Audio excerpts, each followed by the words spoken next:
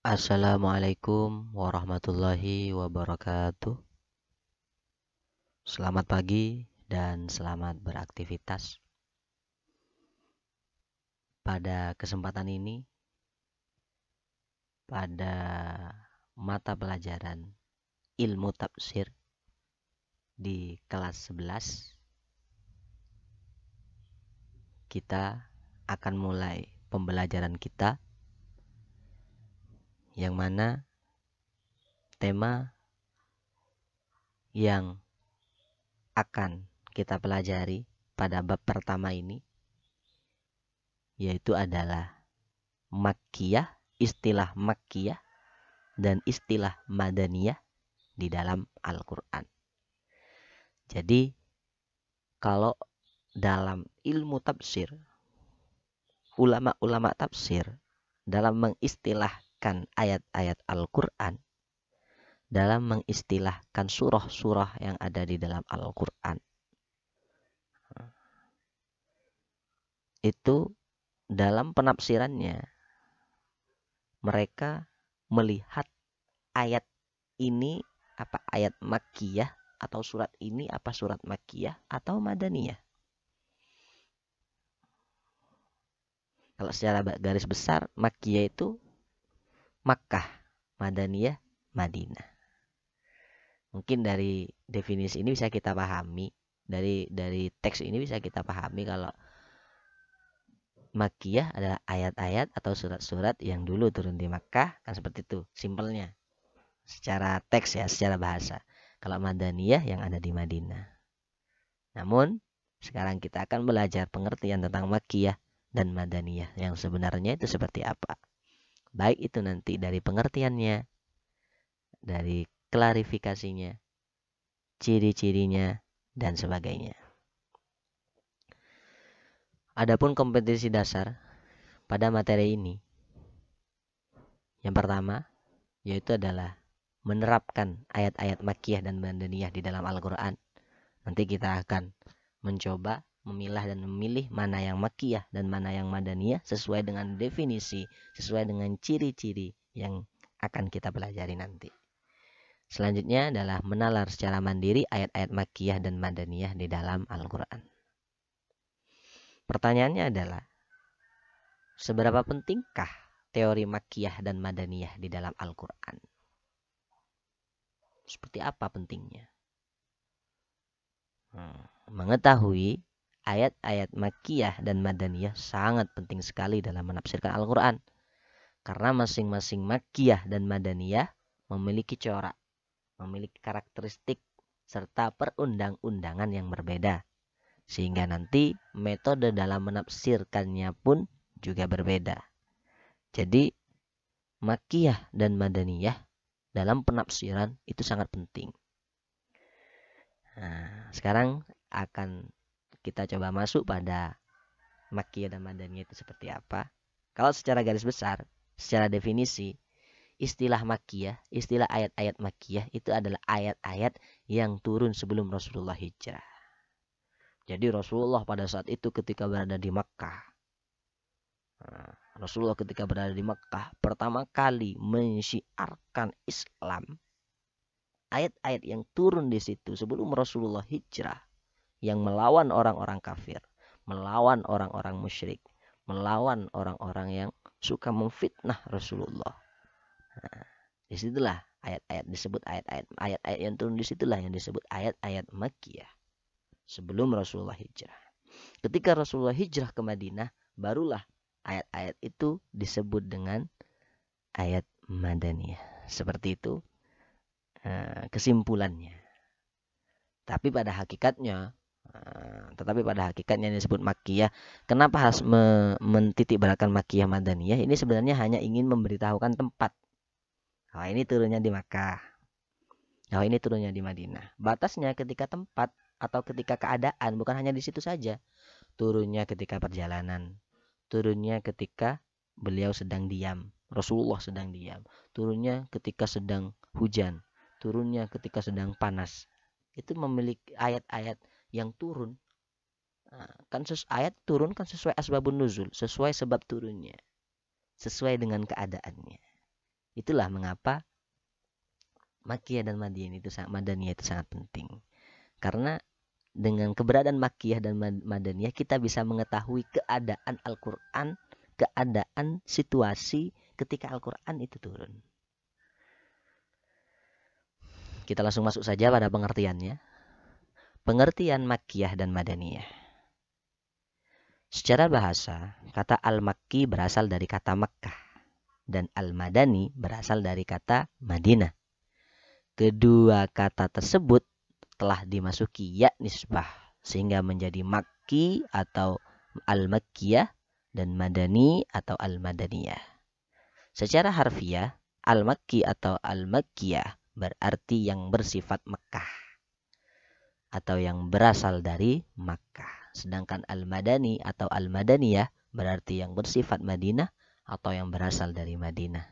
Maka ayat atau surah yang turun di Makkah disebut dengan Al-Makkiyah dan yang turun di Madinah disebut dengan Al-Madaniyah.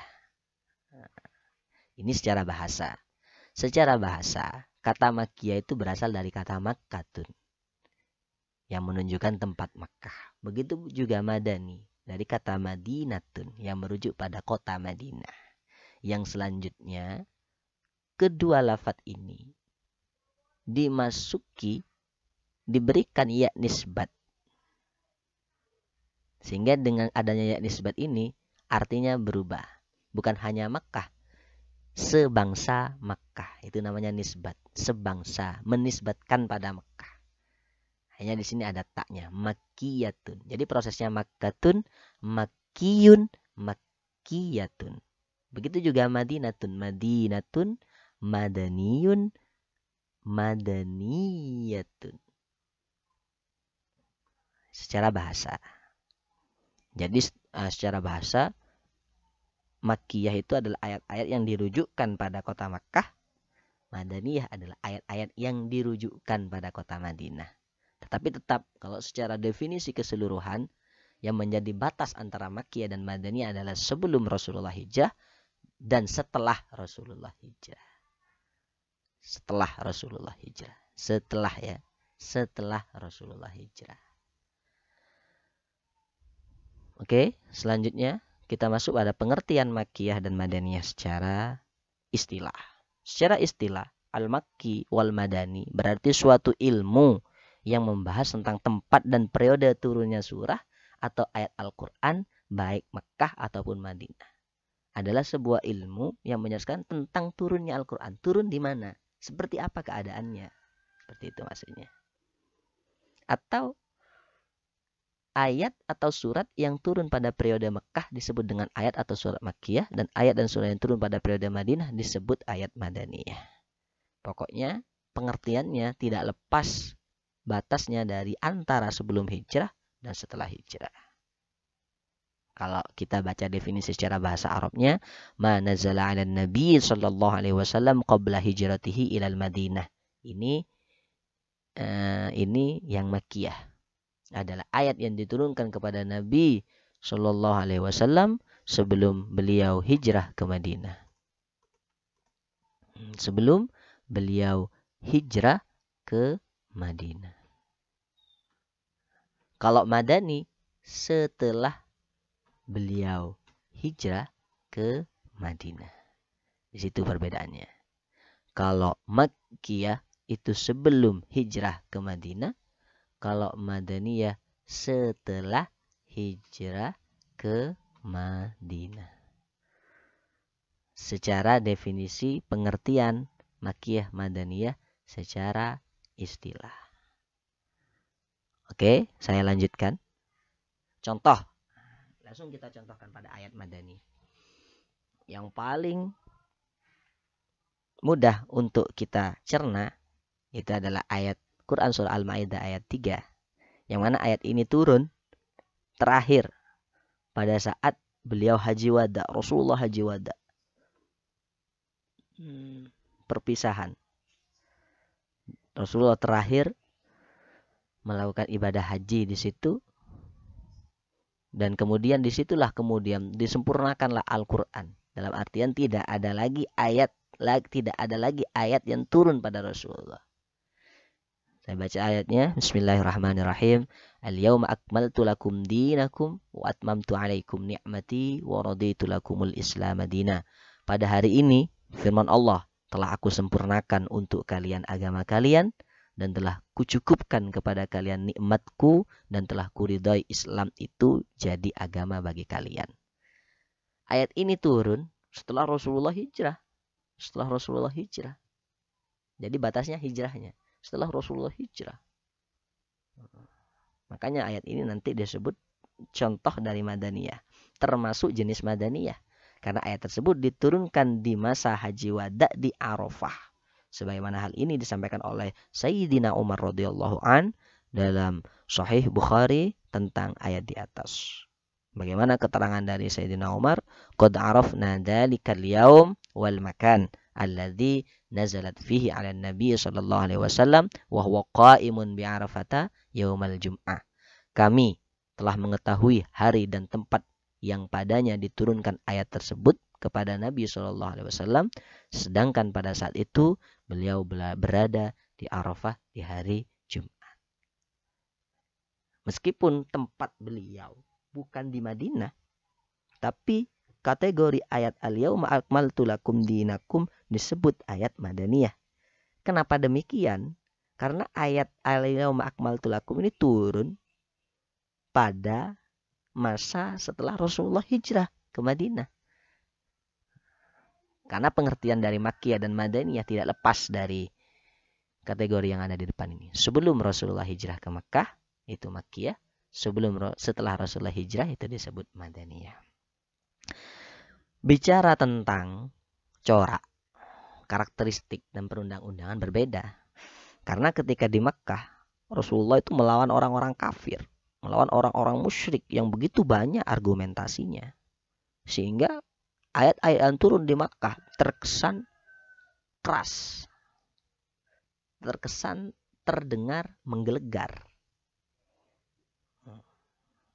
Baru kemudian setelah orang-orang banyak beriman, iman pada Allah, iman pada Rasulullah, iman pada Allah, iman pada malaikat, iman pada kitab Allah, iman pada Rasulullah, iman pada hari kiamat, iman pada qada dan qadar, barulah kemudian di situ masuk pada periode Madaniyah. Bicaranya sudah bukan ranah keyakinan, bukan ranah tauhid, tapi masuk pada perundang-undangan Islam. Bagaimana kalau makan ini halal atau haram? Bagaimana kalau minum ini halal atau haram? Bagaimana kalau mendekati ini halal atau haram? Itu dari segi corak, dari segi karakteristik, dari segi undang-undang. Mungkin sekian yang bisa saya sampaikan pada materi Makkiyah dan Madaniyah di dalam Al-Quran. Untuk pertemuan kali ini, saya hanya akan membahas tentang pengertiannya saja.